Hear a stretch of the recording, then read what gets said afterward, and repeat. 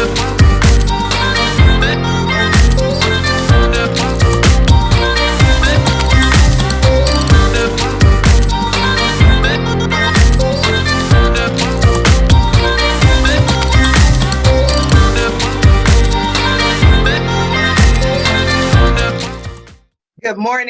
morning, and good morning.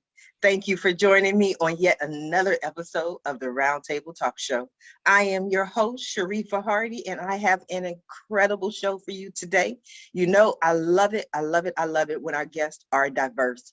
I mean, talking to the same people every day, that might be interesting for some people, but I love to learn. And today's guest have unique industries that they're going to share with you. So I'm going to ask you to do what I always ask you to do, and that is to go out and be an evangelist for the Roundtable Talk Show. There's someone that you know, maybe they're in your house, maybe it's a coworker, someone wants to start their entrepreneurial journey and they need this information. So, but they won't have this information unless you go ahead and share the show with them. So while you're grabbing your notepad, grabbing your recorder, grab a friend, because as I always say, friends don't let friends miss out on the Roundtable Talk Show. So while you're introducing the show to your friends, I'm going to introduce our very first guest, Mrs. Aisha L Hajjar.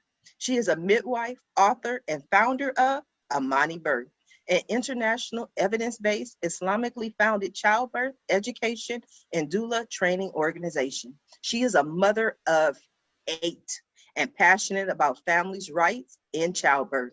Good morning, Aisha. How are you? Good morning, and thank you so much for the introduction and for your energy and your wisdom to bring this kind of a platform out to the community. I really love what you've done. Well, thank you. Thank you so much for that. I was impressed when you said, I'm going to have a voice, and you started a roundtable. That's amazing. Thank you. Yeah, so just to introduce myself, I am your typical American, grew up, in the US, and I converted to Islam in my mid 30s, and prior to that had 5 children.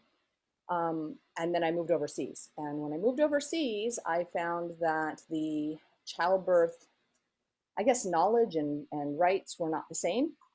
And I was astounded by what I found.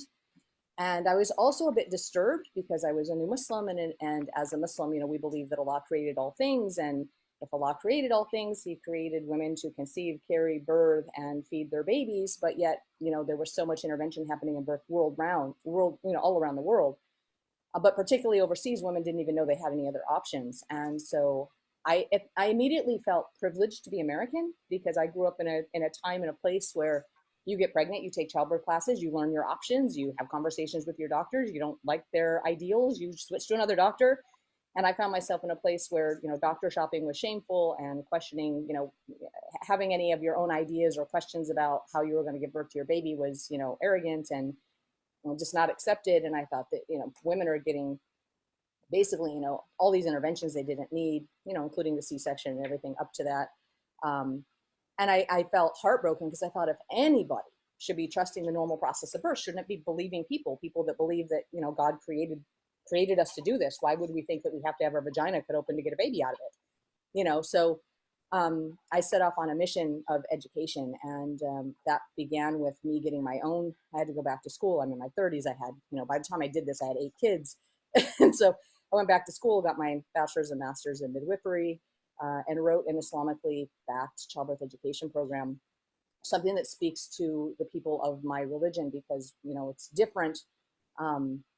It's different for Muslims than it is for non-Muslims in the sense that, we have a very strong faith in God, but we also have a very strong aversion from unnecessary mixing and things that happen in a typical American childbirth education class.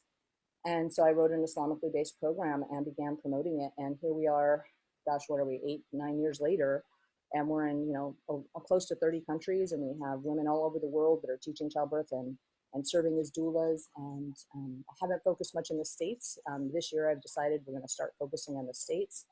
But I have a lot of presence overseas, and I work with doctors and hospitals and train their staff about what it is to provide respectful maternity care, to let go of some of the things that they learn in medical school, some of the interventions, because unfortunately, unbeknownst to many medical workers, especially the the further away you get from epicenters of the world, they get taught things like episiotomy and think that every mother has to have her vagina cut to get her baby out because that's what someone taught them.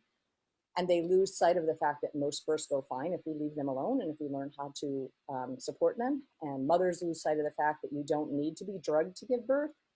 There's a time and place for every intervention and for every drug, but that if you get prepared and you go into birth with knowledge and that preparation, most of us, birth can be a very empowering event.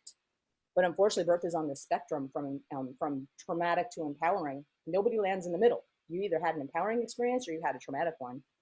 And I would say that the majority of women are landing in trauma, and that's not right, and that's not fair to our generations. And it affects our children forever. It affects the mother forever, who she is as a woman, and therefore, going forth, it affects our communities. So my mission in the world is to bring knowledge around the childbirth choices, around childbirth preparation, so that women can have intelligent conversations with their care providers and can have the autonomy of voice, which I love that you're bringing voice to your community or to the community at large. So I'm giving voice to these women so that, they can go forth and know their rights, because if you don't know your rights, you have none. Know their rights and then speak up for their rights and work for them. So that's me in a nutshell, who I am. And I am located in the US, but I was in Saudi Arabia for many years prior to this.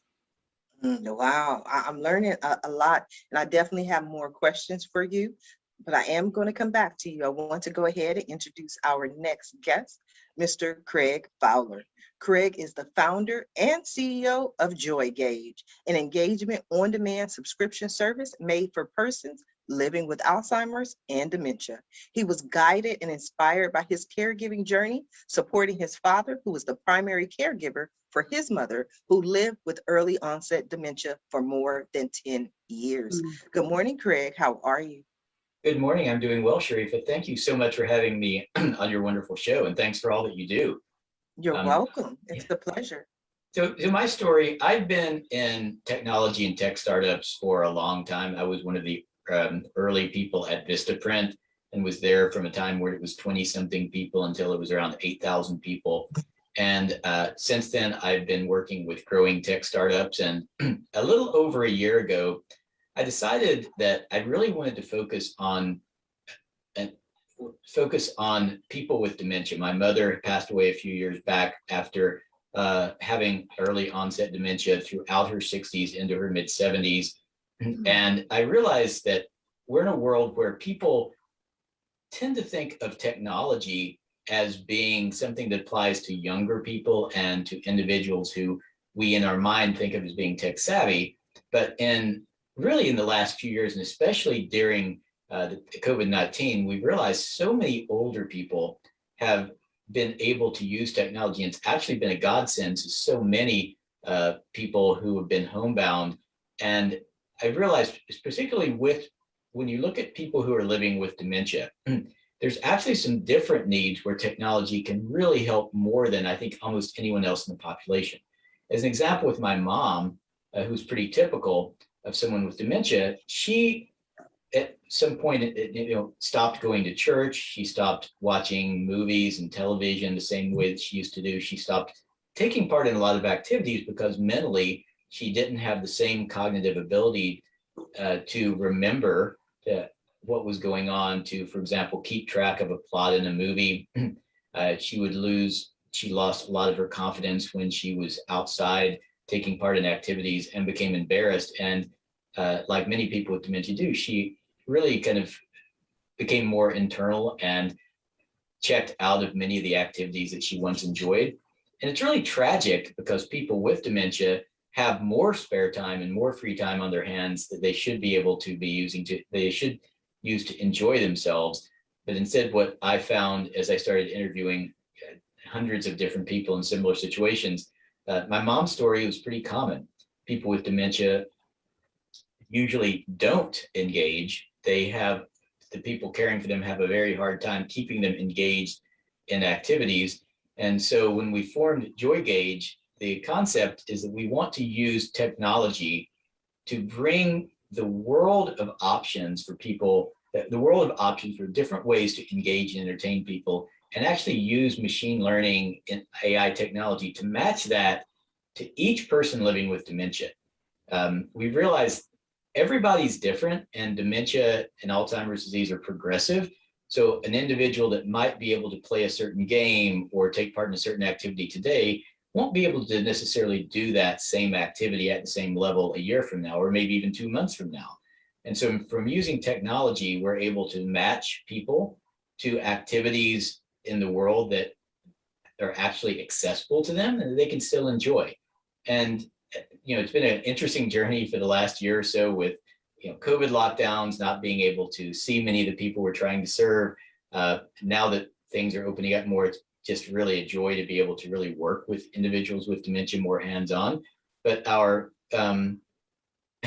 goal is, or our mission is really pretty simple. We simply want to have people with dementia have more of their daily time that they spend being enjoyable and engaging, so that they're just happier and that we see more smiles on their face. And at the same time, that also frees up some of the time for their caregivers, people like my father, who often end up having their own health issues and problems because they spend so much time caring for someone with dementia. So, to summarize, we're really focused on trying to use technology to help a group of people who really need help, who have been really, really underserved in the past. Wow, I love it. Definitely have more questions for you, but I want to introduce my next guest, Dr. Teresa Cody. Prior to moving to Houston, Texas, as a young teenager, Dr. Cody lived with her family in Brussels, Belgium. She earned her undergraduate degree at the University of Houston, then her Doctor of Dental Surgery at the University of Texas in Houston in 1992. The next year, she and her new husband, also a dentist, bought a practice in Sugar Land, Texas. They routinely use PRP therapy to promote healing after bone graft surgery. So she knew the platelet rich plasma injections were effective. Dr. Cody, welcome. Good morning. How are you? I'm great. Thank you. Thank you. Thanks for having me. And this is going to be, I'm sorry, I do have a dog. It's okay. If he comes in, I have questions for him. Yeah. She'll lick you. That's what she does. She's the friendliest dog in the world. Anyway, yes, I am a dentist, and my husband as well. We've grown a practice over the last 30 years. I can't believe I'm saying that. It feels like just yesterday we bought the practice. So I have been fortunate that I have younger dentists working in my office. So I am doing other things. I got younger backs in there, it does its toll on your body. Repetitive motion does. But PRP can help. I'll tell you about that. So 2 years ago, I opened a wellness center, and we primarily use platelet rich plasma. Now we have used, it's the healing portion of your blood. So we have used that in dentistry for 30 years for bone grafts, like you said. But I had no idea what it was doing. We knew that if we didn't use it with a bone graft, you didn't get enough bone to put an implant in. So you didn't get a new tooth. So, but we put it in, and 3 months later, put an implant in. So my hairdresser this is all her fault. She had a very hurt hand from being a hairdresser for a very long time. She could not make a fist. And, but if you can imagine, you cut hair and blow dry with that motion over and over and over all day long. So she had trigger fingers. So I'm sitting in her chair, and she says to me, I think I'm going to have to get another steroid shot. My hand is killing me.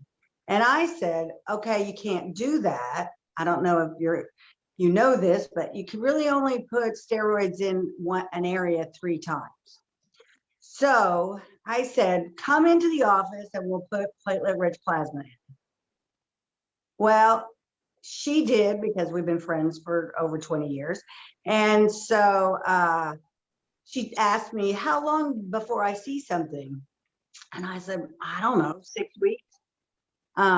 So we injected the hurt areas, and she sends me a picture the next day her index finger is touching her thumb. And Oh, she wow. couldn't do that the day before. And then she sends me a text the next day and says, oh, I'm sorry, I forgot to send you a picture this morning. And she made a fist, closed all her fingers down. And that's when I said, oh my gosh, I have got to figure out what this is. And that began my journey into platelet rich plasma. And now, after that, then I opened the wellness center, and I have a nurse on staff, and I have an MD. And so we use it for aesthetics in what's been coined the vampire facial. And we use it for hurt areas like knees and shoulders and hips and tendons and ligaments and plantar fasciitis and Bell's palsy. So it's kind of a fun adventure I'm on. Wow, it seems like it. But what stands out to me about this show that's so interesting is I say this all the time. You know, people say, Sharifa, you came up with a great show, a great idea. And all I say, it's only God, because I don't pick the shows or the date where the guests appear. The guests pick the date. Like, they select the date when they want to be on the show. And today, in some form of fashion, everybody is in the medical field. What they're talking about is somehow related. So I just want to put my disclaimer. I do not have a degree in any form of fashion. So if this conversation goes above my head, please bear with me in all the questions that I ask, because I just want to learn and I'm not a doctor. I want to go over to you for a moment, Aisha, and let's go back to your technique. And I just want to be clear on what exactly is it? Is it the process of childbirth? Is it what you don't do, or is it specific steps that you add to actually make the Amani technique?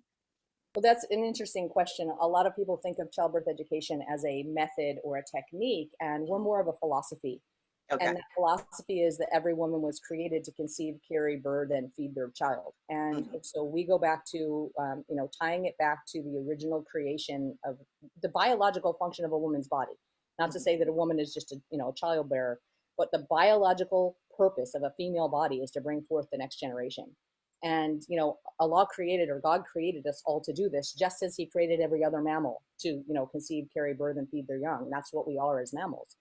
And, we don't need to go out and, deliver the animals in the woods, the deers, whatever, they manage. Do we have complications that could benefit from interventions? Absolutely. But we've allowed the medical community mentality of fear-based childbirth to go to the point that we think every single birth has to have an intervention. Everybody's on an IV. Everybody's taking a pain drug. Everybody's having, depending on where you live in the world, everybody's having their vagina cut open, if not their belly. We think that we can't tolerate the pain of labor. And I've had 8 kids. I'm telling you, childbirth is bearable. You just have to learn coping techniques.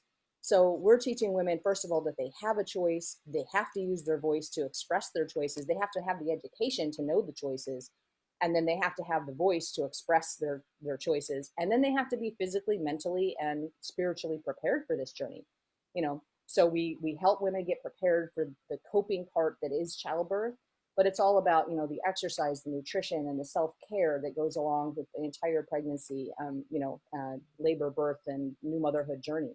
So we're there for that entire, I would call it childbearing year, bringing the family along. Your husband wants to be part of your birth process. He should be taking classes right alongside you. Your mother, your auntie, whoever, everybody should be involved. And as much as possible, get me in front of doctors. I want to work with obstetricians, nurses, midwives all around the world, wherever they are, if they're willing to listen. Because very often I get medical practitioners in my workshops or sessions, and they come out changed. They're like, I had no idea. And they don't really recognize the emotional trauma bit of it that can come out of a childbirth when things are done to you without your own involvement, when you're treated like a piece of meat laying on a table, and they forget that it's not just from the belly to the below the waistline.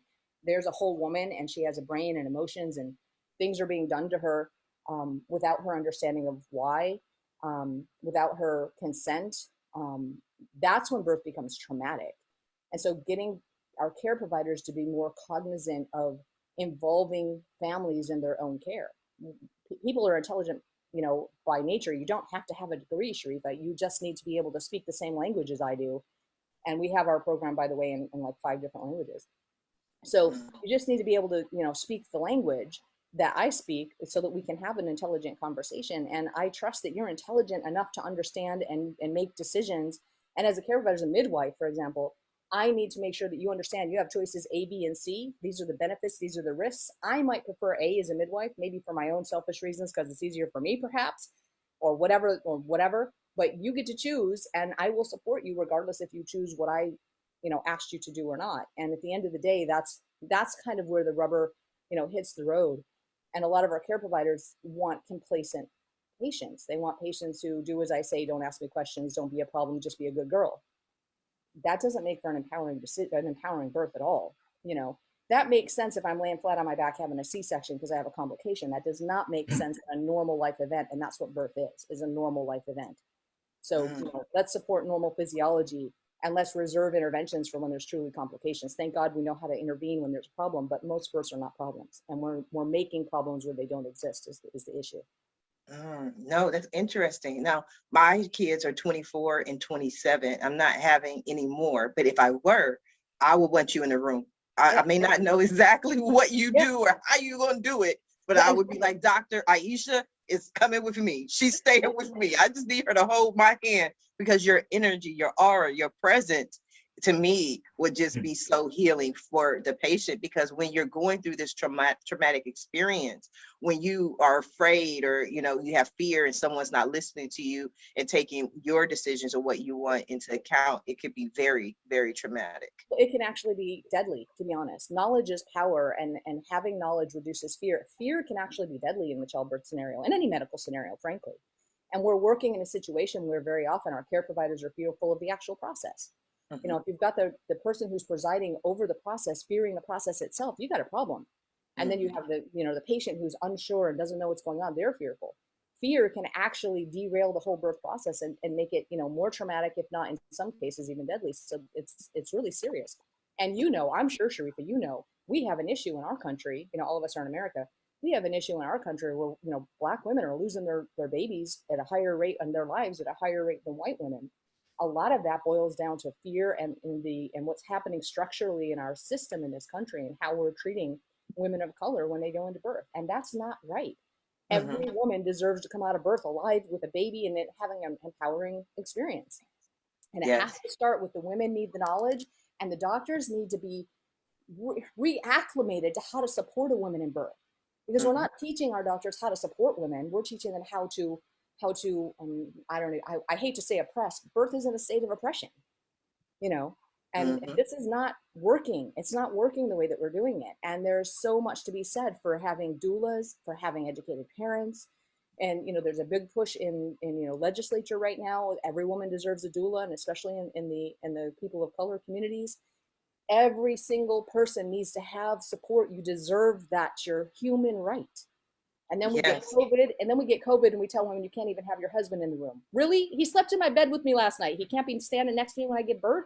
Right. He's gonna be with me when I come home with the baby. Like if he's got COVID, like we're exposed already. Right. Some of these decisions we make. I hear you, Aisha. Believe me, I've had this conversation before. I want to go over to Craig. Something that Aisha said with the whole aspect of people being afraid. I know when you're experiencing dementia and Alzheimer's, you can be very afraid, especially because you may not know what's real. You may have forgot your next thought. So when you start working with people, do you feel that getting past the fear is one of the first steps?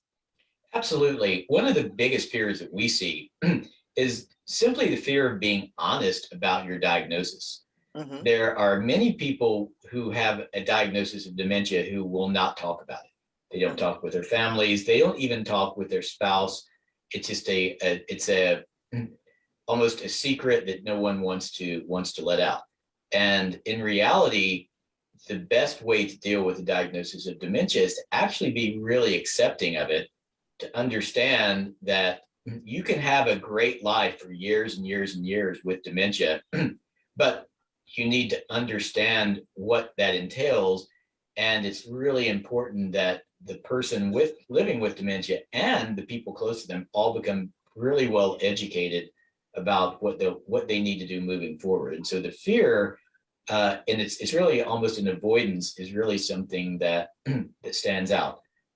You mentioned too the fear once you start having once individuals living with dementia start having a couple of bad episodes where they go somewhere, can't remember where they're at, where they forget someone's name in an embarrassing situation, that often leads people living with dementia to start pulling back away from others and becoming less social, which is another problem because a number of studies have shown that when someone living with dementia is active, particularly socially active, with lots of friends, lots of daily interactions with other people, and they are just mentally active with activities they're taking part in, a number of studies have shown progression can actually slow.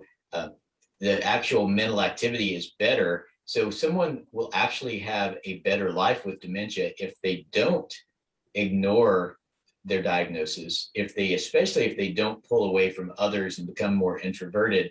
It's actually much better to kind of face the fear, so to speak, and to really, fully accept where you're at and take all of the daily actions you can to make life better. Mm-hmm. But let me ask you, because you keep saying the diagnosis, but too often I think we're afraid to go to the doctor for a lot of different reasons. And we also don't know, is this a symptom of this, or is it just my imagination? Like for me, I'll tell you, and I'm honest, everybody knows that I'm 45, but I can tell you, I could walk into a room, get in that room, forget why I went in that room, have to leave the room. So I'm like, wait a minute. Then I go back. I'm like, oh, I came in here to do this. I go somewhere, especially with these masks. I can't tell you how many times I've gotten out the car, gotten to the, grocery store, to the door. I'm like, oh my God, I've forgotten my mask, but no one's come in and diagnosed me with anything. But how do you know when it's that time to go and get this diagnosis, as opposed to, maybe my mind's just, on other things? So it's a great question. So I'll actually give the example of my mother. My mother started having difficulties at work when she was, I think, around 61 years old. She actually retired early. My father and I started noticing changes in her around that time, but it was actually a year or two later when she had some mini strokes and TIAs that we actually took her and she was fully diagnosed. So even as a family, we were all in denial. And your question, you have a great question. So many people don't go and seek the actual diagnosis because they really are trying to avoid. It's really avoidance. No one wants to hear that they have dementia or Alzheimer's disease. And so many families will see something, but just, I have a friend whose father was deep into dementia and he's a very educated, wonderful person. His father's the same business owner. They waited until the father was really, very far along before getting the official diagnosis, which again, it keeps you from getting the right advice, the right potential medical care, and from taking the right steps. But it's really that fear of there's a fear of the diagnosis. It's almost that just really freezes a lot of people. Mm-hmm. Dr. Cody, go ahead. I'm sorry, Craig. No, go ahead. I was just going over to Dr. Cody real quick. How you doing over there, Dr. Cody? I'm good. I'm enjoying this conversation. I just wanted to say to Craig, do you find my father just passed away in January with dementia? Sorry to hear that. Oh, I'm sorry to hear that. Well, to tell you the truth, it's really grief, but it's relief, because he had a lot of anxiety along with the dementia. And, he hid it from us for a very long time. Like, he was very good at hiding it. And we didn't realize till later when we got into his business how he wasn't keeping up with things. He was living in a senior apartment place. So, he was kind of protected. But do you find that as well, that the person kind of hides it from the family as long as they can?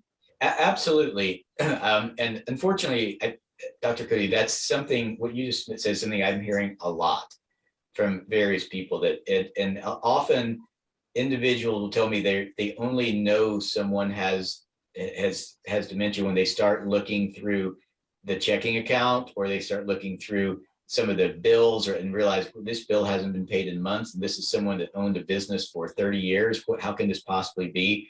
And in those cases, I think one of the big problems is stigma. And it could be, I know my mother, your father may have been like my mother. My mother, even when she had moderate to later stage dementia, did whatever she could to hide that from people. She didn't want anyone to know. And part of that is we have a very unfair stigma that someone with dementia is an inferior person. It's someone that doesn't have the same mental capabilities as us. It's someone that we need to care for, that we should handle with kid gloves, and we can't talk to them like someone else. And I feel deeply, a lot of us in this kind of dementia community are trying to break that stigma to say, hey, if you have dementia like your father, my mother, they're people just like us. Everyone has a different mental capability. Everyone has different cognitive abilities, different beliefs, different physical abilities. And if society, I believe fundamentally, if society will start accepting people like our parents more openly, they'll be hopefully less prone to try to hide that from everyone else. Well, and your mother was probably highly intelligent, like my father. So that was, I think it was painful for him when he realized he could not keep up with what he could naturally do his whole life. Yeah, it's tough, and that's one of the really tough things with dementias. For people who are natural caregivers, people who are very responsible, people who are really on their game all the time, it's really tough to accept that you're not going to have that same capability moving forward. Yes. Right. Aisha, I'd love to hear your thoughts. Yeah, I'm just listening to this conversation, and the first thing I want to ask you, Craig, you mentioned dementia and Alzheimer's. Is there a difference between the two, or just two different names of the same thing? Yeah, it is. So dementia, Alzheimer's is one of the types of dementia. There's actually a number of different types of dementia, including frontotemporal dementia, vascular dementia, Alzheimer's disease. Often, I'm part of the Alzheimer's Association. Often people will use Alzheimer's as kind of a blanket term. It really should be the other way around. Right. Dementia is really the blanket term, but because Alzheimer's disease is such a well-known term, it tends to be the one that, for my company, if we do a social media post or anything, you've got to use that keyword because that's what people think of. But Alzheimer's is really just one, it's one of the more prominent, but just one of the types of dementia. And it specifically tends to be the one that affects older people, that has the typical progression we often see where individuals will lose their short-term memory over a period of time and eventually start losing more cognitive abilities and even physical functions towards the end. Mhm. Right. And I know that it's a lot of strain on the family members when you're, caring for someone. You care for your mother and your mother doesn't know who you are, or, I know that can be very straining. And I've seen a couple of cases close to me over the years. And I'm really impressed that, the work that you're doing is not only, serving that person who is with the diagnosis, but also, like you said, potentially engaging them in these things will free up the caregiver so that they can also tend to their own needs. I think that's really huge. I don't think people realize, if they've not seen it, just how much toll it takes on the family caregivers. It is. And increasingly, I work with a number of home health agencies. Home care groups are so understaffed right now and can't find people to work that we're at almost a crisis mode where we have a lot of unpaid at-home caregivers who often are at their own breaking point of spending so much unpaid time caring for people, and there's not the same level of backup in the market to try to pay for caregivers to come in like there used to be. So it's anything we can do, Aisha, to help those wonderful caregivers have more time of their own. It's every moment everything we can do really helps. Absolutely. I know in the state that I'm in and some of the surrounding states, there's actually programs that pay family caregivers to take care of clients like these. I call pregnant mothers clients instead of patients. So, but to take care of these clients, they will actually pay. Like if I have to be a primary caregiver for my mother, I can actually apply to one of these organizations like Easter Seals, and they will actually hire me to take care of my own mother. Do you see that statewide across the states, or is that just something I'm seeing here locally where I'm at? So every state's different. There's a number of organizations who are really working to try to get that to be more of the norm. It's not the norm across the country, but it's certainly something that would be wonderful. The amount of unpaid, I think the last stats I've seen, there's well over $100 billion of unpaid care given to people with Alzheimer's and dementia every year. And to think of all the different small businesses and different things that could be started by the people who, like my father, who spent, as my mother got into the moderate to later stages of dementia, keeping care of her was a full-time job. And that's something I think we undervalue as a society. Absolutely. Dr. Cody, what types of people do you work with? Who do you treat?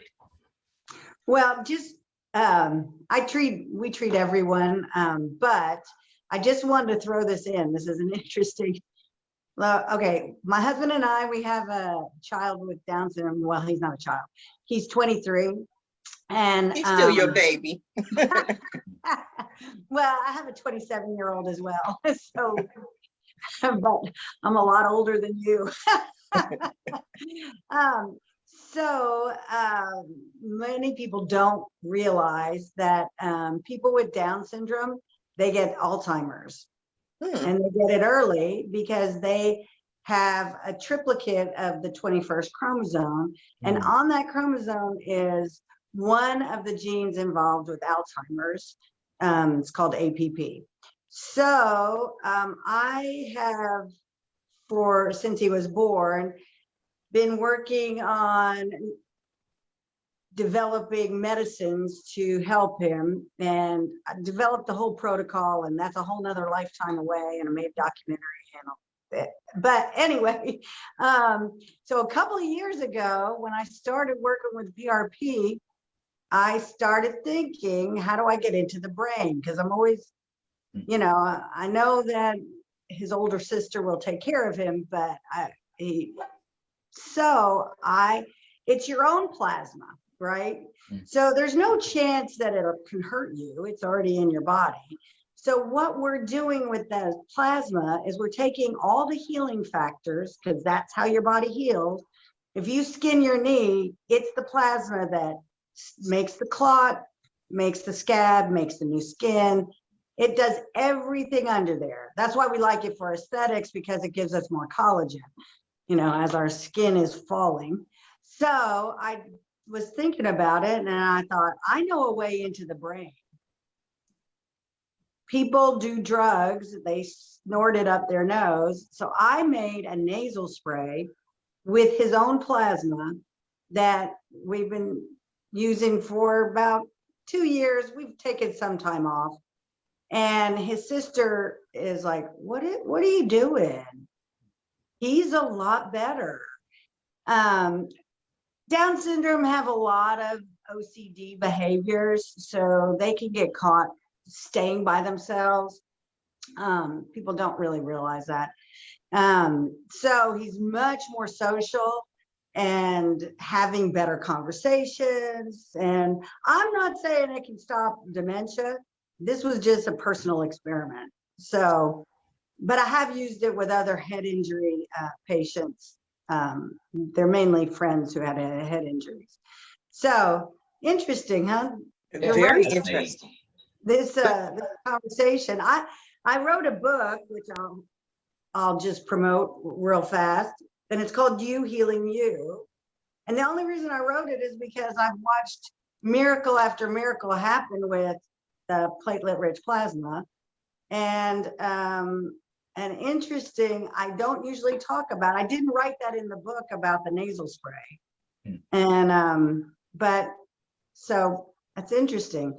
You see, because we can freeze the PRP and then thaw it out and keep it in the fridge. So that's why you can freeze blood products. That's how they keep them. That's very interesting. Craig, I'd love to hear your thoughts. Yeah, I think that's real. I think that's really interesting. There's so much research going on, right now on Alzheimer's and the brain. I mean, it's one of the fortunate things is we've got a lot of an increase. We've had lots of funding increases for research, but it's still such an unknown area. We still just don't understand the brain. It's just exciting to me to hear what you're trying out. There's so many, I think, Dr. Cody, there's so much unknowns. I think the more we can try and learn, the better. But I do have one question, Dr. Cody. I'm fascinated by what you're doing with the with the PRP. Are there certain injuries or certain areas of the body, like in the knees or something, that you see where it's just really, really effective, or where you're seeing a large percentage of your people coming in to get treated? Yes, and yes, every treatment has worked. You get improvement. Mhm. The best is so I'll tell you where this is used a lot and for a long time. Okay, so I live on 4 acres and my neighbor has horses, and I went over there and I said, hey, I'm starting CNC Wellness and we use Platelet Rich Plasma, which most people don't really know what it is. She goes, oh, I know all about that. And I said, you do? And she said, oh yeah, for the last 15 years or so, this is the first line of treatment for a horse. Because ligaments and tendons, so they have very long ligaments and tendons. And, if you can't get the horse to heal, you have to put it down, which is so sad. And so they've been using it for a long time. The other place that it's been used a lot is in professional sports. Because it helps, especially ligaments and tendons heal, but also muscles. So it relaxes muscles. I had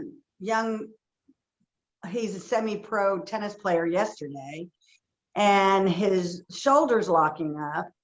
Well, it's because half the muscles are weaker than the other half. He's overdeveloped his back muscles. So he came in for PRP because it will relax those muscles and let him relax enough to build the opposing muscle the physical therapist wants to build. So, because he's overused that right shoulder, obviously. So that's a lot of what we treat. And I can just tell you, my knees were kind of tweaky because I've been around for a little while. I've used them. Yeah. So I had my husband inject my left knee. And about 3 weeks later, I realized, oh, my right knee hurts. So I injected that, and now they both don't hurt. Oh. I didn't really have a diagnosis. I just had, your knees just hurt. Knees, yeah. Just hurt. Aisha, I'd love to hear from you. She said she's been around a while. I always say I'm an auntie who's been around the block a few times. So we're together on that one. Yeah, really interesting work that you're doing, Dr. Cody. I really love that. And I was thinking about, within my own family, we have a situation where there was a young man 30 years ago who was in a bad accident, a motor vehicle accident, and it's affected him for the rest of his life. And they've tried so many different things, and he's been to Belgium and Texas. In fact, when he was first in a coma for a long time, they shipped him to Texas for a while, and it's affected his ability to function in the world. And I'm just wondering, gosh, I wonder if what you've got is anything that could help in his situation. So it's really interesting. My husband's in the background. I'm like, oh, we need to get this lady's information. He's on his way to Texas, I believe. Actually, this. Well, there you go. Man, he's a man now. He was like 16 when the accident happened. He's right 30 years ago. So he's in his 40s, I suppose now. I'm just like, but the brain is very redundant. Yeah. So you can. Yeah, he definitely he had a brain injury, and some of the stuff that they've done has led to dystonia, which is a trembling issue, and he's got a lot of stuff going on. So. Well, those are complicated. Yeah, the only thing I feel so good about the platelet rich plasma is it's your plasma. Right. Right. I like that. You're not putting anybody else's in. It's not a drug. And that's one of the reasons I think it's not very popular, is because it's not a drug. We'll pay for it. Yeah. Yeah. They say it's no money in the cure. You know, that's what I was thinking when you were speaking on why it isn't more Or the popular. prevention, Sharifa, or the prevention. Yes, exactly. You know, they rather you have to pay for the medicine in order to get well. Now, one of the questions we asked you, Dr. Cody, was like one of the things that you treat. And there's a Penny Brown Shannon who says, Dr. Cody treated me for hair loss. My hair has grown so much since treatment. So it treats hair loss? Oh, yes. Oh, I say we put it from head to toe. So it's really good, especially for female hair loss. It works in men as well. And so I've also treated plantar fasciitis. So that's the bottom of your foot. So the plantar fasciitis is kind of misnamed. It's not really inflammation. It's micro tears in your ligaments in your foot. So we put it in there and they heal up. And then it'll heal up new scars, not so much old scars, but new scars.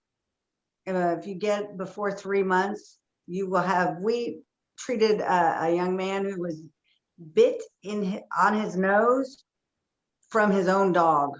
Oh. And it was a Z. It was horrible. And he told me he never realized how much this would bother him. And in 12 weeks, because he lived out of town, he only came for one treatment. But in 12 weeks, it was completely gone. Wow. Completely.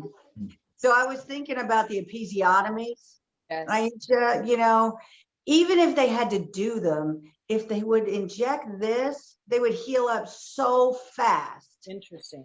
You know, Yeah, that, scar and they tissue might do it around the world more than they would do it here in the States, to tell you the truth. Perhaps, yeah. All you need is to draw blood and have a centrifuge Interesting. with, Separate out the platelets. it's just test tubes with anticoagulant in it. Right. Right. Spin them. So, Yeah. well, plasma's first job is to clot. Mm-hmm. So in the dental office, my oral surgeon, he draws blood and he spins it to get a clot, and he puts the clot in the extraction site. Interesting. Yeah. So The healing on third molars, those wisdom teeth, easy. They don't need to use any drugs anymore. Wow. Aisha, have you seen this come up in your work? Have I Me? seen like the episiotomy and healing issues, you mean? Have you seen the PRP come up in your work? Never. Mm-mm. I don't know that. I mean, how common is this practice, Dr. Cody, around even the States, let alone around the world? Where did you pick it up from, and where is it being practiced? Well, in dentistry, we used it for 30 years, so we know about it. I don't think people know exactly how good it is, but it's interesting because, you know, it's what God made, and guess what? It works. Yep, exactly. You know? Yeah. They used to use it a lot more in orthopedics, but insurance decided not to pay for it. And somehow it's like what you're trying to do and educate people. These doctors don't offer things because the insurance doesn't pay, and maybe you want to pay for it. Right. They don't even offer it. So it's kind of been forgotten. I talked to a nurse, an operatory nurse, and she runs a big hospital, Methodist, and she said, oh yeah, we used to use it, but we don't use it anymore. They don't even want the doctors to offer it because they don't want to, they know that the insurance won't pay. And that education it's about the same as labor and delivery. They don't even offer you. My friend had bunion surgery and the boot was killing her. You know, the big heavy boot they put on? Yes. And she said, don't you have anything else? And he said, well, we have this shoe. And she said, okay, I'll try the shoe. He said, oh, insurance won't pay for it. I'll pay for it. How much is it? It was $22. Oh my God. Wow, wow. Craig, you wanted to say something? Yeah, I was going to ask Aisha. So I'm just curious, Aisha, do you find a lot of resistance? Because I know the people you're working with, they're going, I'm assuming, to regular medical clinics, hospitals, and doctors.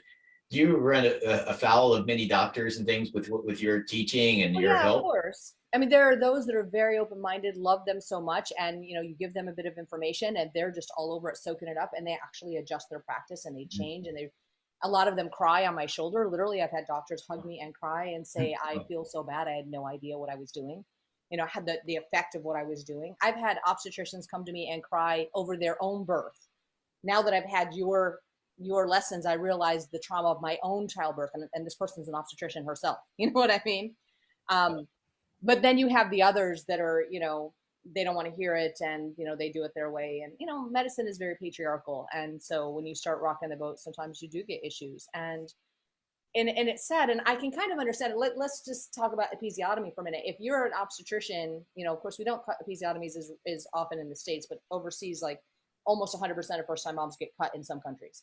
So if this is what you've been taught as an obstetrician, and you've practiced that for 20, 30 years, and then you become a professor of obstetrics and you've taught it to the next generation, and then here this, midwife from America comes and says you shouldn't be cutting episiotomies unless there's a damn good medical reason to do it, and you accept that and you change your practice, you also have to, if not outwardly, at least inwardly accept all the women you've harmed over the course of your career, and that you perpetuated out in the people that you train. It's a difficult pill to swallow. It's easier to go to your grave thinking you did the right thing, right? Yeah. Than it is to change and accept that you've harmed people over the years. And I remember doing a lecture in Egypt, and I remember probably a professor of obstetrics, maybe in his 50s or 60s. I had done a conference, and then we did a debate on episiotomy, and that was really interesting. At the end of the debate, he was actually sponsoring the debate. He stood up and he said, "I just want to tell you that after listening to these ladies," because there's myself and some others that were speaking at that conference, after listening to these ladies over the past weekend, he said, "I delivered a first-time mother last night, just before, he got off like at 4 a.m, and then he came to this workshop. So he said, I just came from delivering a first-time mother over the night," and he said, "For the first time in my life, I didn't cut her."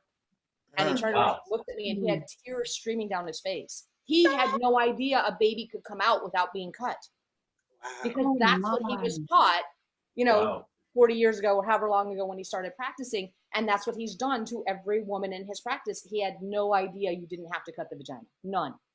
And he was just in tears. And so, it's unfair. Who's suffering with this is the mothers, but it's unfair because we're not getting the right information to our care providers either. It starts in medical school, and we're failing there, unfortunately. Well, praise God, you are making a difference, and you are, because that's enlightening to me. I wasn't even aware. So thank you. Now we are coming down to the last. Yeah, sorry. Yeah.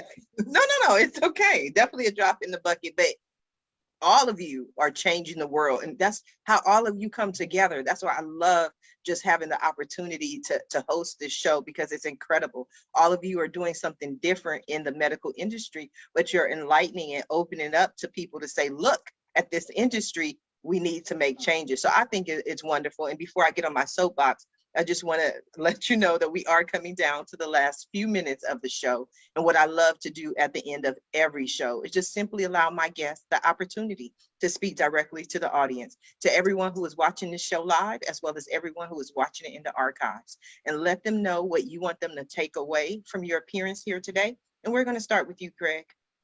Great. Well, first, I'd love anyone to find out more. You can look at Joygage, Joygage. And it's www.joygage.com. You can look at us on any social media site as well.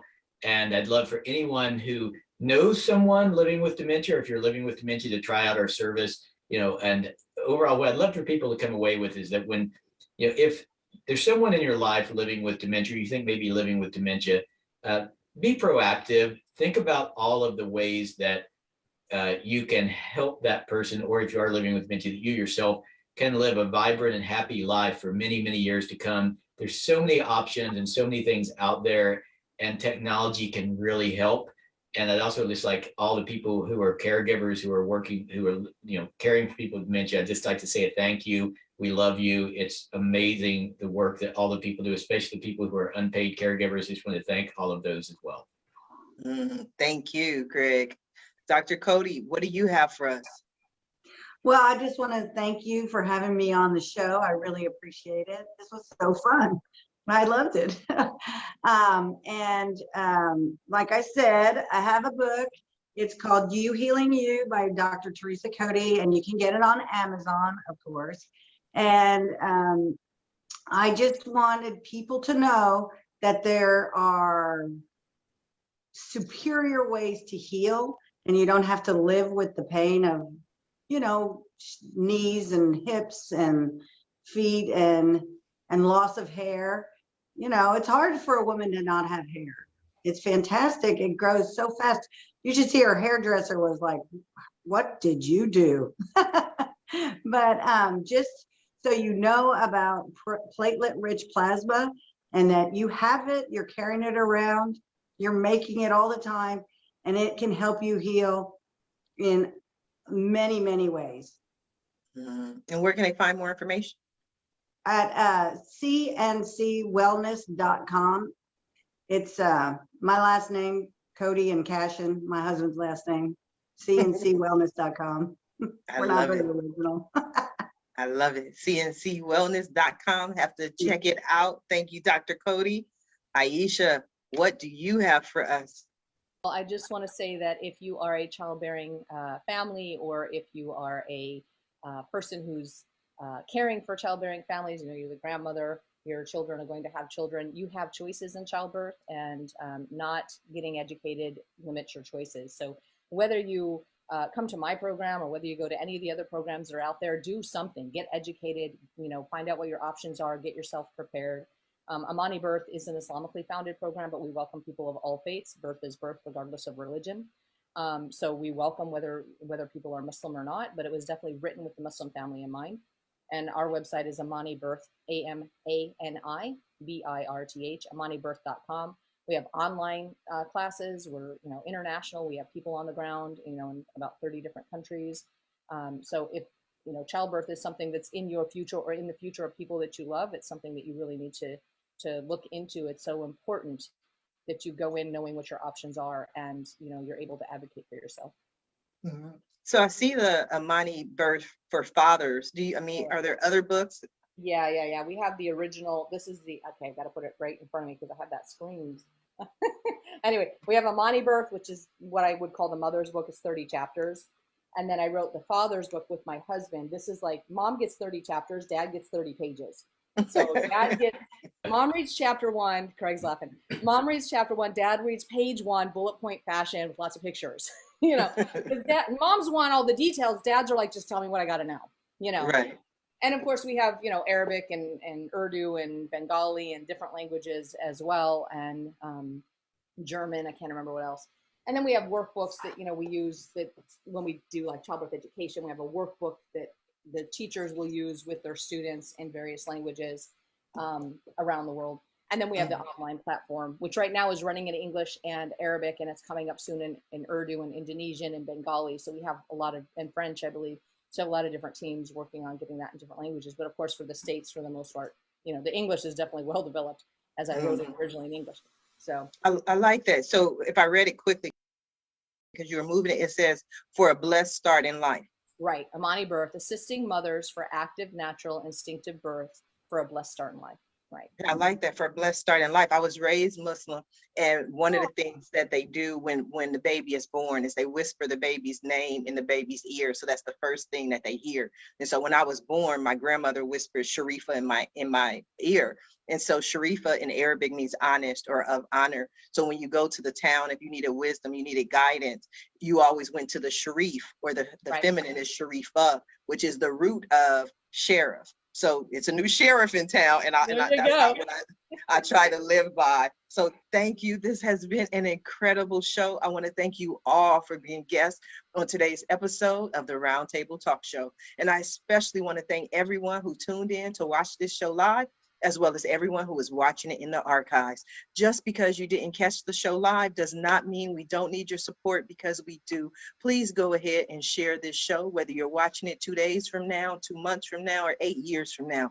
It doesn't matter. Please go ahead and share the show and support our guests. Our guests were here this morning to share their information, their journey, and they're all changing the world. So please support them. Their website link is in the Facebook post. Follow them on social media, reach out to them, send them a message. And when you do, please let them know Sharifa Hardy says hi. Now, if you're interested in more ways that I can help your business, or maybe you want to be a guest on the Roundtable Talk Show, please visit my website at asksharifa.com. Until tomorrow morning at 8 a.m. Pacific, everyone have a safe and a blessed day. Bye now.